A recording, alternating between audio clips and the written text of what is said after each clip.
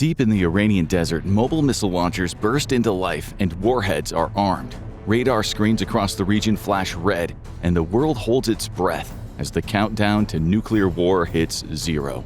On today's episode of the Infographic Show, we're looking at the fallout if Iran launched a nuclear weapon. 0 seconds. Outside Natanz, Iran, a Khorramshahr 4 ballistic missile sits upright on a mobile erector launcher vehicle. Across the western half of Iran, 36 other erector launcher vehicles hold missiles aloft in similar positions. These are the remnants of the nation's mobile missile launcher fleet, the rest decimated by the brief war between Israel and Iran, victims of Israel's intense hunt to destroy Iran's ballistic missile capabilities. An electronic message is delivered directly from the Supreme National Security Council to senior military leadership. Mission is a go. 3 seconds. An alphanumeric launch code is transmitted directly to the Iranian Republican Guard Corps Aerospace Force. The code is automatically validated and authenticated as genuine. A senior commander verifies receipt and authentication, and then picks up a landline and issues a single order. Go. 7 seconds. A brief radio transmission reaches vehicle commanders across the country, delivering a coded phrase over handheld radio.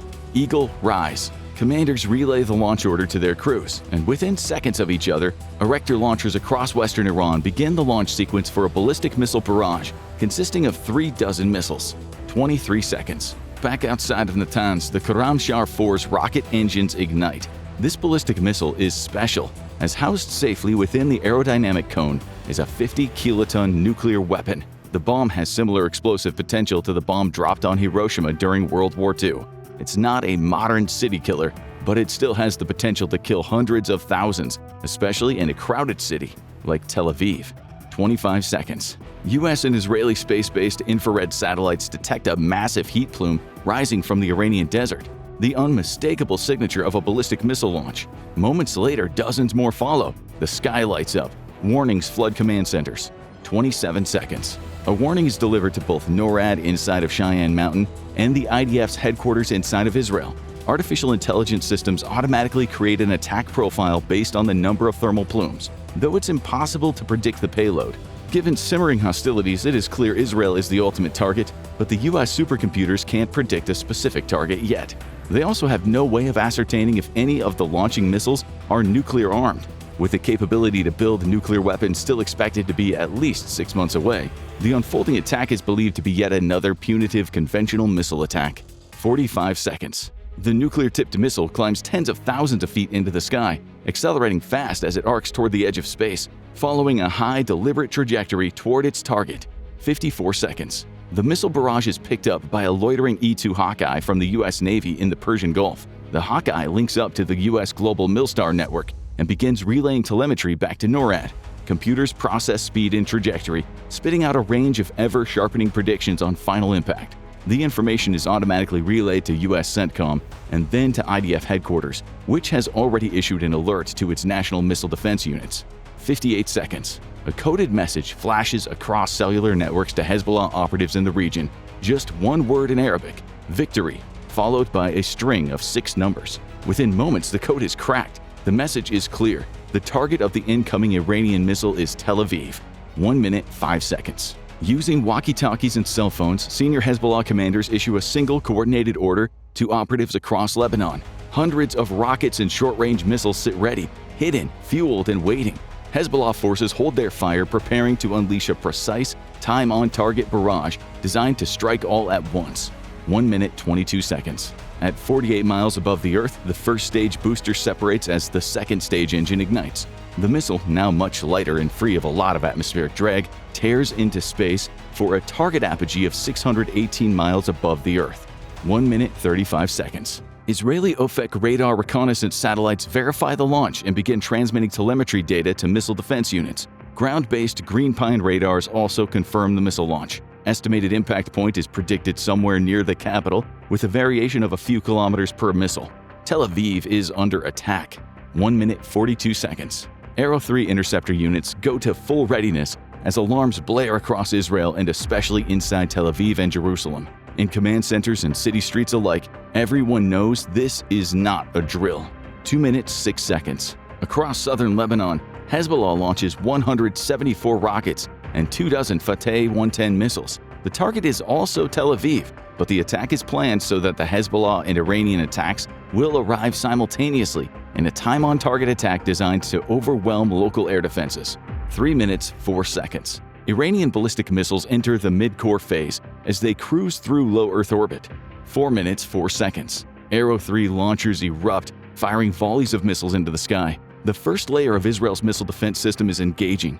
These interceptors are built for one purpose: to hunt down and destroy incoming ballistic threats long before they reach Israeli airspace.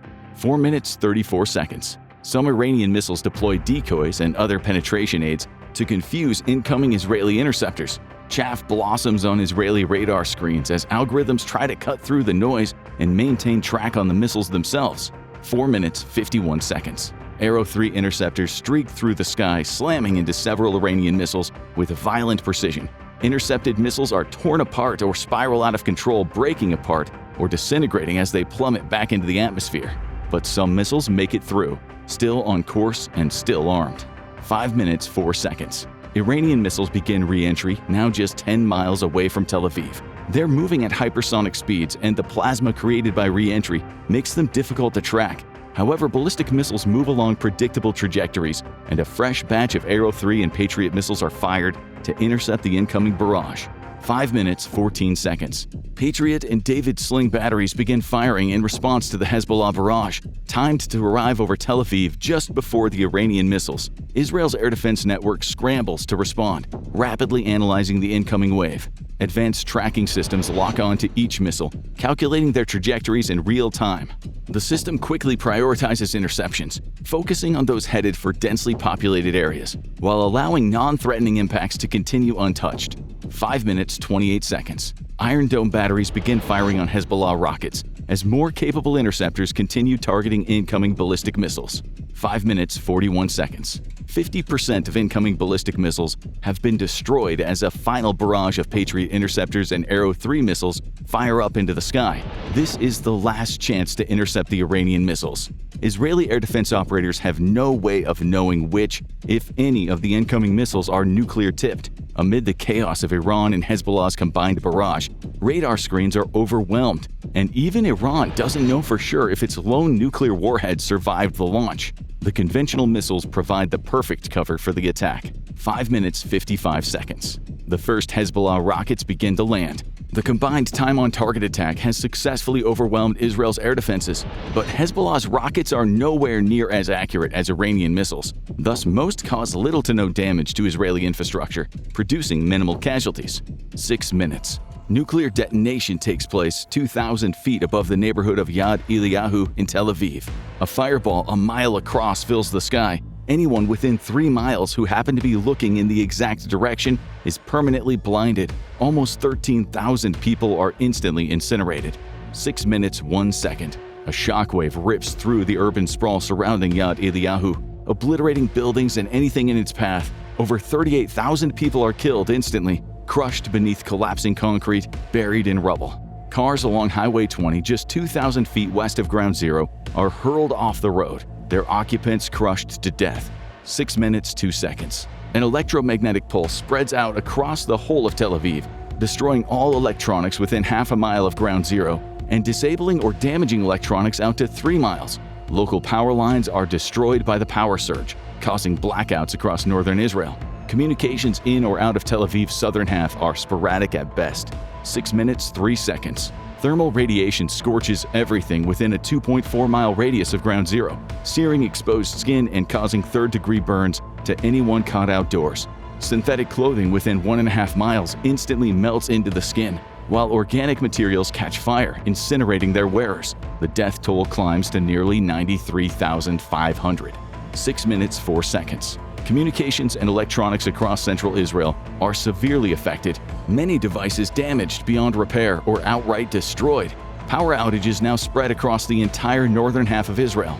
6 minutes, 34 seconds. A superheated firestorm breaks out in southern Tel Aviv, fueled by a windstorm strong enough to register as a Category 3 hurricane. Fires rapidly spread across the city, flaming debris and embers carried miles from Ground Zero.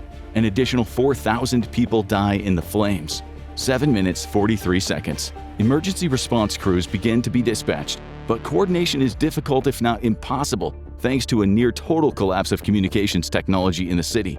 Many emergency response crews don't receive the message to remain sheltered in order to avoid the inevitable poisonous bloom of fallout, which will soon smother 4 miles of southeastern Tel Aviv. 8 minutes, 21 seconds. Hezbollah rockets continue to pound the city. Iron Dome interceptor systems have been disabled by the EMP pulse produced by the nuclear detonation. 38 additional Israelis die from the final elements of the rocket barrage. 8 minutes, 33 seconds. The U.S. defense condition is raised from 3 to 2. Alerts to combatant commands are issued around the world as the U.S. military prepares for a potential major conflict. To deter China, Russia, or any other bad actor from taking advantage of the chaos, U.S. forces move to prepare for imminent hostilities at bases spanning the planet. 8 minutes, 45 seconds. China and Russia mirror America's move and shift their military forces to the highest alert possible. All nations with regional surveillance capabilities in the Middle East begin monitoring and preparing for a second strike or any further escalation. 9 minutes, 11 seconds. The U.S. president is briefed on the possible retaliatory measures against Iran. Options range from a limited nuclear response as a punitive show of force or a full-scale conventional assault. This includes coordinated airstrikes from regional bases backed by 2 carrier strike groups already positioned nearby. Primary targets are Iranian missile production and launch facilities and government buildings as a punishment measure. 2 further options are presented to the president: a decapitation strike targeting Iran's leadership and preparations for a full-scale invasion of Iran. 9 minutes, 58 seconds. An Israeli Dolphin-class submarine lurking 30 miles offshore in the Mediterranean receives a short transmission from the mainland. The brief message is quickly decrypted and authenticated as a launch order for 3 of the submarine's 16 nuclear weapons. Contingencies have already been planned for, and the crew moves to execute the order. Soon, 3 nuclear-tipped cruise missiles are breaking the surface and climbing for altitude. 15 minutes. An emergency meeting of the UN Security Council is called. 23 minutes. Global markets begin to crash, some as steeply as 33%. The volatile oil market spikes with prices hitting over $230 a barrel. 32 minutes. U.S. B-2 nuclear-capable bombers are ordered to Diego Garcia from their home base in Whiteman Air Force Base in Missouri. An additional U.S. carrier strike group surges toward the Middle East from the Pacific. 34 minutes, 29 seconds. U.S. allies South Korea and Japan launch joint combat air patrols over their coastlines and disputed islands in the Pacific. Japan's self-defense forces begin to mobilize, with a detachment of elite special forces and amphibious troops preparing to deploy to defend Japanese islands against Chinese incursion. Chinese air patrols mirror South Korean patrols, but clear communications between both sides averts any misunderstandings. For now. 36 minutes, 33 seconds. On the DMZ across the Korean peninsula, tensions spike as both North and South Korean forces are elevated to their highest state of alert. Hundreds of North Korean artillery units prepare for what would be the largest fire mission in history, with thousands of high-explosive rounds raining down on Seoul and across the DMZ every 20 minutes. South Korea issues a recall of all active duty personnel and prepares for a full mobilization if necessary. Joint U.S. ROK forces take up positions in hardened fighting positions across the DMZ, ready to repel an assault from the north if needed. 42 minutes, 44 seconds. U.S. F-22s flying off the western coast of Alaska intercept a Russian combat air patrol that strayed too close. For a moment, tensions flare, but the Russian pilots eventually adjust their flight path away from U.S. waters. 50 minutes. Across the Pacific and North Atlantic, U.S. nuclear ballistic missile submarines move toward predetermined patrol routes. These will place them in optimal conditions for launching their deadly payload against Russian and Chinese targets.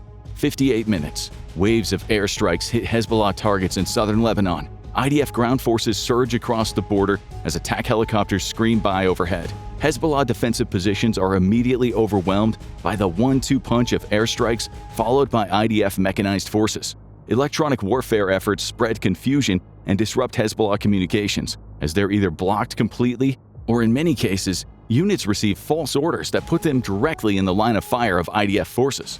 1 hour, 14 minutes. An emergency session of the General Assembly is being called for at the UN as the Security Council meeting ends in a stalemate. Russia and China agree to condemn the Iranian attack, but stop short of approving any sort of punitive action against the Iranian regime. They use their veto vote to block a U.S. request for direct military action against the Tehran government. 1 hour, 57 minutes, 3 seconds. Israeli cruise missiles are deep inside Iranian territory. They follow a pre-programmed route that takes advantage of terrain masking and the destruction of Iranian air defense installations during the previous Iran-Israel war. 2 hours, 18 minutes, 35 seconds. The Israeli time-on-target attack reaches its targets. 3 nuclear detonations rock Iran. Tehran shakes from 3 120-kiloton nuclear explosions, 1 at the heart of the city, 1 on the city's west side, and a final on the city's eastern side. Nearly 1 million people are instantly killed in the retaliatory strike, with a complete destruction of the regime's seat of power. Regime leadership, however, has long vacated the city, fully aware of the possibility that it would be targeted in a tit-for-tat attack. They are shocked that Israel committed to such an attack, however, and observe the situation from a distance. 2 hours, 22 minutes. The UN General Assembly receives word of the Israeli retaliation. Shock and outrage immediately breaks out. Representatives are quick to point out their legal right to implement the doctrine of mutually assured destruction in retaliation. The destruction of Tehran is justified in response to the attempted destruction of Tel Aviv, where casualties have reached over 150,000. 2 hours, 31 minutes, 43 seconds. As global news begins carrying the story of the Israeli retaliation, global markets plunge another 10%, and oil prices rise by a further $35. A global economic crisis is now unfolding. Day 2. Casualties in Tel Aviv amount to 200,000. Most casualties now as a result of the fallout poisoning and lack of electricity and running water for the most vulnerable part of the population. A massive evacuation effort is underway, even as fighting continues in southern Lebanon. Casualties in Tehran have reached 2.5 million, most now due to the total collapse of power, water, and food distribution systems. 16 million Iranian citizens flee the stricken city and its surrounding villages, fearful of further escalation and further Israeli retaliation. Panic grips the nation as more nuclear strikes by both sides are expected, leading to thousands of soldiers deserting.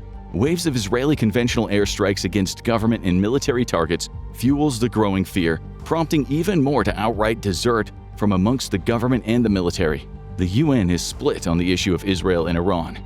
Week 1. The humanitarian crisis in both nations has come to a head. The global Jewish diaspora has mobilized to provide aid for the victims of the Tel Aviv attack. Inside of Israel, decontamination efforts are underway, but it'll be months before rebuilding can take place. The power grid, meanwhile, has finally been restored, though lack of electricity and other services has led to thousands of other incidental deaths from amongst the most vulnerable, the very young, the sick, and the very old. In Iran, international sanctions and a hostile regime make delivering humanitarian aid difficult. Ongoing Israeli military strikes against the Iranian government and military infrastructure destabilize the regime. The population is split between nationalistic zeal, demanding revenge for an attack that was itself punitive revenge, and those weary of the disastrous path that the Ayatollahs have led their nation to. A civil war is brewing in Iran, worsened by the collapse of basic government services and a climbing death toll from mismanagement of the emergency response. There is no decontamination effort underway. Tehran is condemned to be uninhabitable for years, though thanks to the use of airburst detonations, fallout is minimal. Month 1. 3 separate U.S. carrier strike groups now occupy the Gulf, the U.S. throwing its weight behind the Israeli-led effort to end the Ayatollah's regime. Special forces raids into Iran and the use of limited airborne forces to seize nuclear sites seeks to turn this into a limited conflict rather than a full-blown invasion. However, Iran is in open civil war now, with the U.S. backing pro-democracy fighters. China and Russia flood the country with weapons, attempting to keep the regime alive and in control of the nation, fearful of a pro-democracy Iran rising from the ashes. Terrorism has spiked around the world as Islamic extremists seek revenge for the nuclear annihilation of Tehran. Europe is the worst affected, with mass shootings and bombers. Inside Russia, another mass casualty event takes place as extremists attack a popular mall. Jordan and Egypt have closed their borders, and the fledgling Syrian regime collapses due to chaos in the nation. The IDF has seized the whole of southern Lebanon, declaring it a buffer between itself and Hezbollah forces in the north. The move prompts international outrage, though Israel seeks UN intervention in order to remove Hezbollah's influence from Lebanon and strengthen the central government. Only then will they relinquish their hold on the buffer territories. The UN, however, is in a gridlock, and the Security Council completely ineffective as China and Russia veto any vote that weakens their position in the region. And for both nations, a stable Middle East weakens their position in the region by default. Both nations need conflict in the Middle East in order to divert American attention and resources and undermine the U.S.'s influence. Waves of refugees flee Iran and travel into Iraq Afghanistan, and even Syria, under the weight of a crushing wave of human exodus, nations across the Middle East close their borders. This prompts skirmishes with armed Iranian refugees and terror groups seeking to take advantage of the chaos. Saudi Arabia begins the process of developing a nuclear weapons program, despite overwhelming international protest. However, the nation uses its leverage within OPEC to stave off any serious attempts to deter it via sanctions or any other means from developing nuclear weapons. For the kingdom, nuclear weapons are now a matter of national survival. Jordan too expresses an interest in nuclear weapons, offering to collaborate with Saudi Arabia in the effort. As a response, the U.S. is forced to consider a nuclear sharing agreement similar to its agreements with some NATO members. Month 2. The International Atomic Energy Agency declares Tehran non-viable for human habitation for at least a decade. They cite dangerous levels of contaminants from both nuclear fallout and the release of hazardous chemicals during citywide infernos in the wake of the nuclear attacks. The final death toll for both Tel Aviv and Tehran is estimated around 4 million dead. Chaos reigns inside Iran as China and Russia attempt to prop up a failing regime against pro-democracy rebel forces. However, other combatants soon join the fray, and ISIS sees a resurgence in popularity as thousands of foreign fighters enter the country to attempt to establish the long-dreamed-of caliphate. Learning from its past mistakes, the U.S. is forced to deploy ground troops inside of Iran, though attempts to limit its operations only to directly attack ISIS forces, not regime ones. Iranian social media propaganda efforts have paid off big dividends, inciting global outrage against Israel for its retaliatory attack. Backed by Russian influence agents such as the infamous GRU-linked Fancy Bear Group, a global conspiracy arises refuting that Israel was ever attacked with a nuclear weapon in the first place at all. Disinformation agents instead spread false narratives, pinning the attack on Tehran as having been unprovoked and using nuclear weapons provided by and under direction of the United States. This sparks protests inside of the U.S. and acts of civil disobedience that snarl up U.S. military logistics as they attempt to bring aid and supplies to affected populations inside Iran and Israel. Month 3. Western Iran and Israel both experience extreme agricultural disruption due to the effects of the nuclear attacks. This causes global food prices to rise sharply, intensifying a global economic recession that is only now beginning to turn itself around. Unemployment and poverty rates around the world skyrocket. Sunni and Shia divisions explode violently across North Africa and the Middle East. Numerous proxy wars break out, as ISIS is barely kept in check inside of Iran. The group, in conjunction with al-Qaeda, takes advantage of the Sunni-Shia conflict to grow its power inside North Africa, prompting an emergency meeting of the African Union. However, the Union does not have the military resources to respond adequately, putting out a call to both the West and Russia and China. In order to grow their influence in the region and undermine the West, Russia and China both respond with large amounts of military aid and even the use of private military companies to combat ISIS and subdue the raging Sunni-Shia split. Millions of refugees flow out of both Iran and Israel as cancer rates skyrocket in both nations. The refugee movement puts pressure on the European Union as Russian forces attack refugees inside Syria and Iran in order to provoke them into moving into the West and thus destabilizing the political situation there. It's the same move they pulled during the Syrian civil war, committing wanton war crimes against civilians and weaponizing the ensuing refugee waves into Russia. A wave of far-right nationalism sweeps across the continent, fueled by millions in Russian rubles and influence agents. In huge refugee camps set up in designated humanitarian zones across the Middle East, outbreaks of disease threaten to spread to local populations, driving waves of xenophobia and even outright violence against refugees. A full-on global recession is in effect, worse than even the 2008 financial crisis. In Israel, elections are suspended as martial law continues to reign, prompting civil unrest. Waves of terror attacks strike the nation, only further cementing the government's view that a solidarity government is needed. The Gulf Cooperation Council enters into a formal military alliance with the United States as they seek to fend off unrest. Year 1. Global unrest feeds global food shortages, prompting starvation in vulnerable populations. Millions die from malnutrition as violence spreads across Africa, the Middle East, and even Southeast Asia. China cracks down hard on Muslim minorities inside its border as it suffers a series of terror attacks. Saudi Arabia, Turkey, and Japan are now openly pursuing nuclear weapons programs despite massive international pressure against them. Relations between Turkey and NATO deteriorate significantly, fueled by growing Islamophobia from Europe.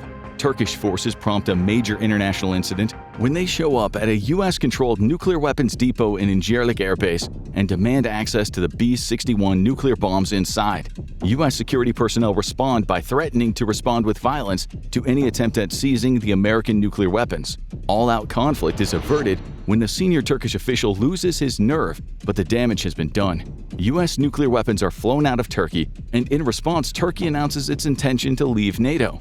This sends a shockwave through the alliance as Russia and China immediately move to court Turkey.